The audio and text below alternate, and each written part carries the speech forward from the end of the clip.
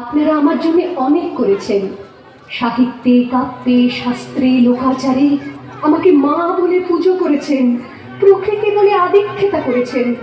আবার শহরগঞ্জের গানাগুলিতে ঠোঁটে রং মাখিয়ে কপি পাতে দাঁড় করিয়েও দিয়েছেন। হ্যাঁ, আমি সেই মেয়ে। একদিন হয়তো অন্য কোনো একদিন আমার সমস্ত মিথ্যে পোশাক ছুঁড়ে ফেলে দিয়ে আমি হয়ে উঠবো সেই অসামান্য।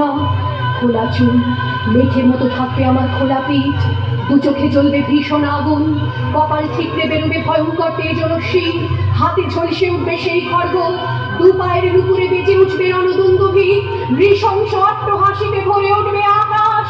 দেবতারাও আতঙ্কে স্তব্ধ হয়ে বলতে থাকবে, মহাবে ভক্ত ভাং ঘোরাং মুক্ত কেশিং চতুর্ভুজাং কালি কালি দক্ষিণাং মুন্ডমালা বিভূষিতাং। বিভৎস দাবানলের মতো আমি এগোতে থাকবো, আর আমার এগিয়ে যাবার পথের দুপাশে মুন্ডহীন অসংখ্য দেহ ছটফট করতে থাকবে। সভ্যতার দেহ, প্রগতির দেহ, উন্নতির দেহ, সমাজের দেহ। হয়তো আমি সেই মেয়ে, হয়তো বা